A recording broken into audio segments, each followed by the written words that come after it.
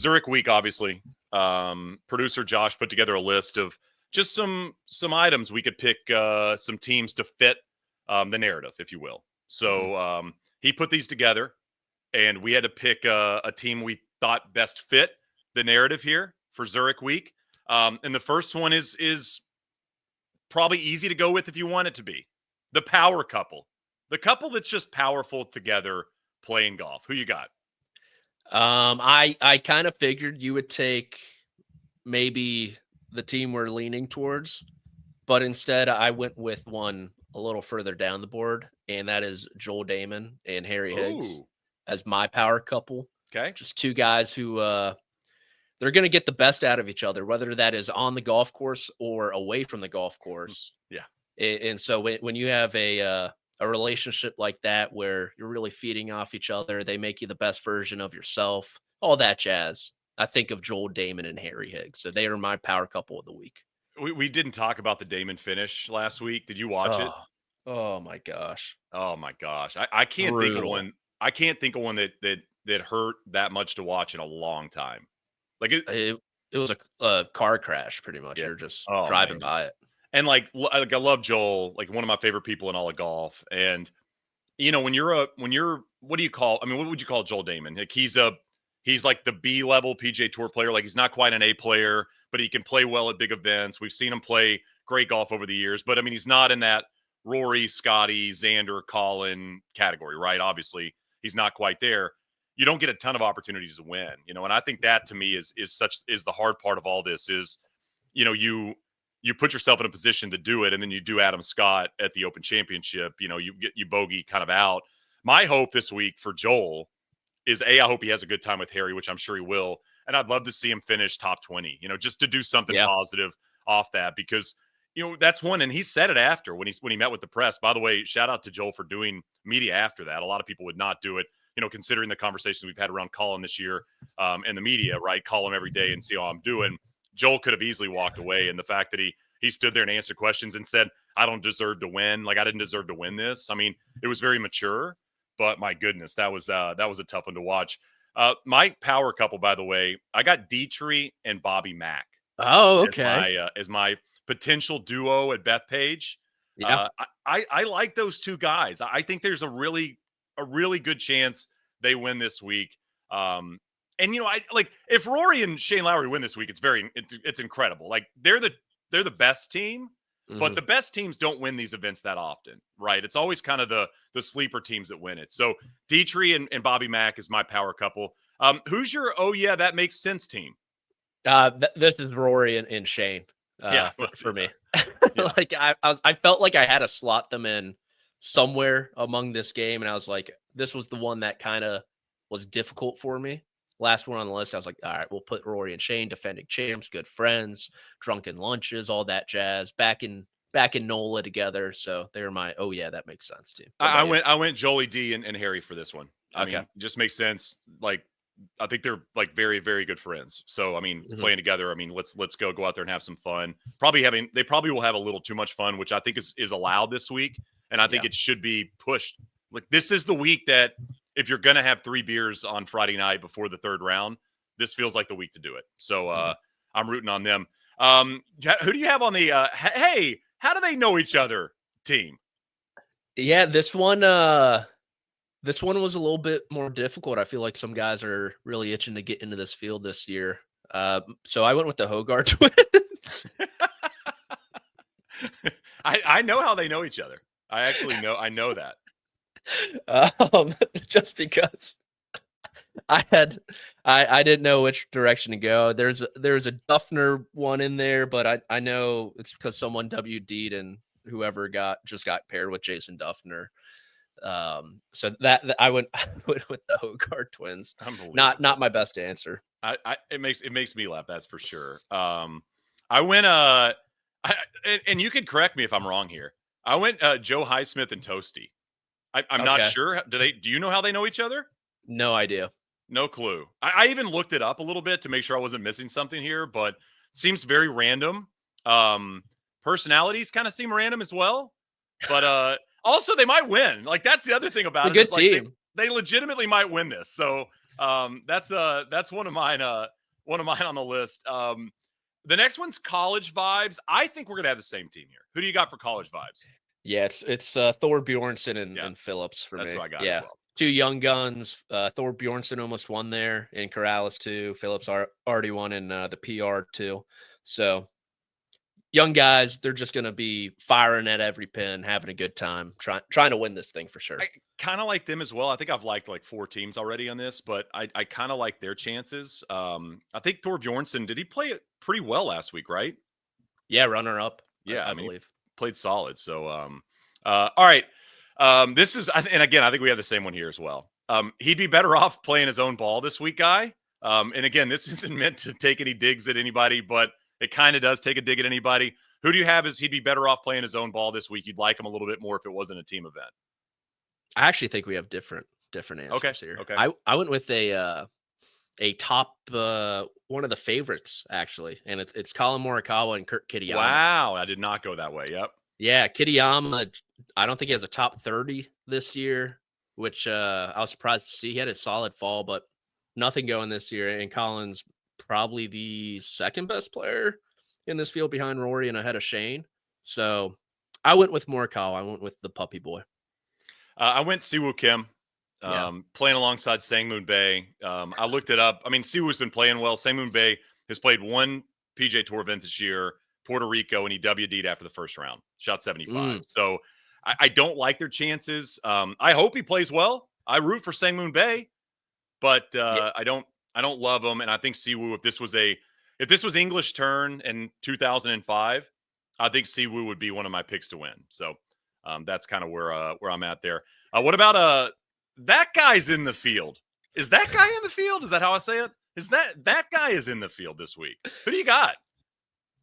So ever since Brian Campbell won the Mexico Open, I've prided myself on knowing everyone, just because that was the first time in my professional career that someone won on the PGA Tour that I'd never heard of. You got to watch more Corn Ferry, dude. If you'd been watching Corn Ferry last season, you'd have seen B Campbell. I am sorry, Shane. I'll send you. You know what? I'll send you this TV schedule for the rest of the year, and I'll make sure you guard in. Please do. So my almost Brian Campbell of the week is Anders Albertson. I thought it was a fake name, honestly. Shout out Workaholics. Yeah, Anders. Just like that. I was going through the field list. I was like, all right, someone just made up this name. The alliteration, Anders. Looked him up. Hasn't made a cut yet on the PGA Tour this season. That's not great. Which isn't great. So he is my. You're in the field this week. This is the only reason I'm saying this is because I was very shocked by the name when I saw it. Not shocked that any of these people get in the field, because every week there's like 10 past champion people that are in tournaments. Luke Donald. Saw Luke Donald at Augusta. He was doing media. Yeah. He was doing TV. I never quite know if Luke still plays or doesn't. He's kind of one of those players to me.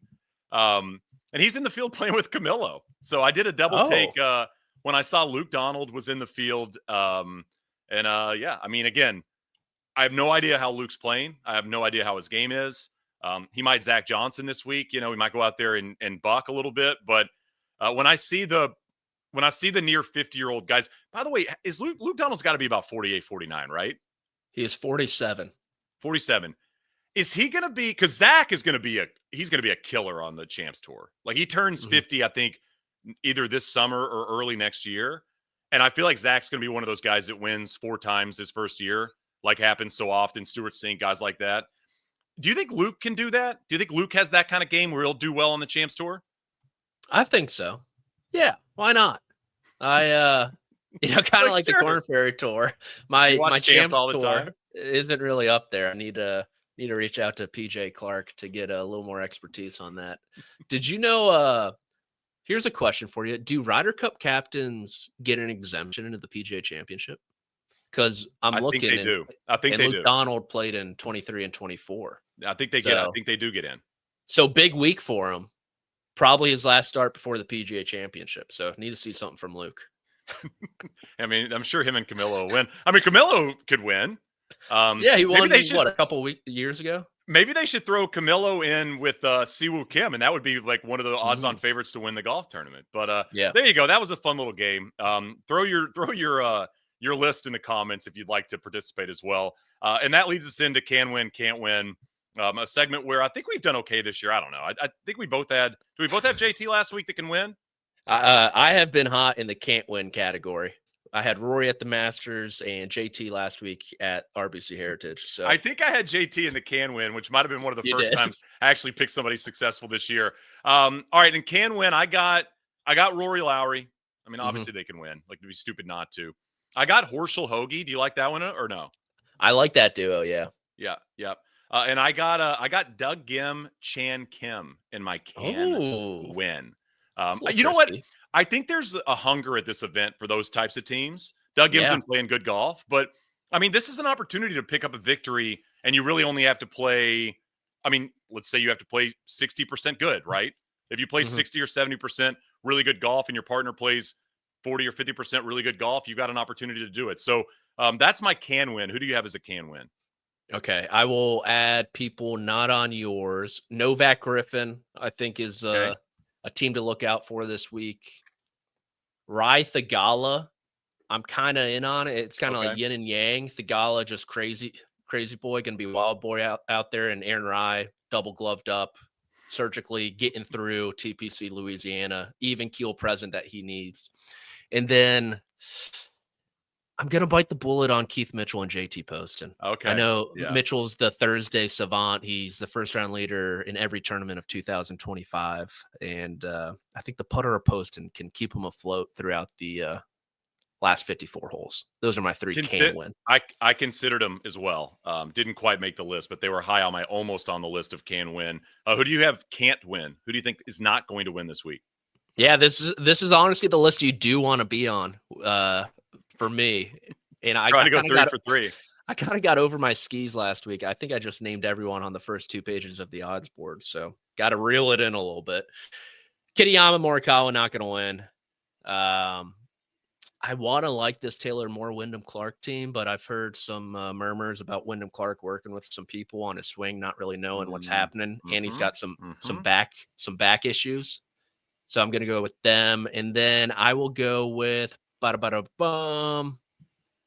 Hogarths. They're not winning. Out on them. I got Taylor Moore and Wyndham on mine as well. Can't win. I got Bill Haas and Martin Laird on there. It's kind of unfair, but I threw them on there as well. And Bill's not playing with Jay. Yeah, I probably could.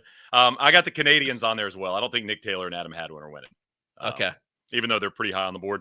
And my pick is Doug Gim and Chan Kim. That's who I think is going to win this week. Those are my picks to actually pull it off a little bit down the board. But I like, as I said, I like the duo, and I think they might push each other. Yeah, I do like that pick. I'll go with Novak and Griffin for my pick to win. I like that we don't pick the favorites. I mean, that's the way to do this. You can't pick the favorites. That's so lame. And my sleepers are the Fitzpatricks. Okay. I mean, again, there's motivation, right, for both. And I don't think they've done great in this event. I'd have to look it up, but we'll see if they can go out there and throw together a couple of solid rounds.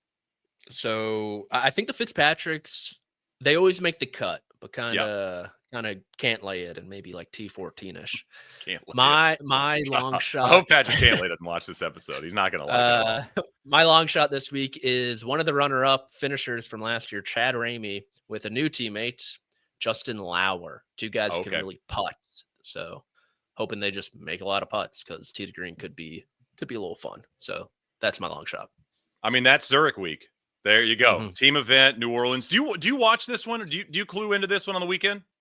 I've got a wedding this weekend. I'm traveling a bit, or somebody else's. Not my own. That would be a surprise to me, but things have happened before that I'm not in control of. So, but I don't think I'm getting on the altar this weekend, Shane. Gotcha. But I'll tune in. I'll tune in Sunday, of course. Got to watch the final round a little bit. So here's the issue I have with it. I never know what format they're playing.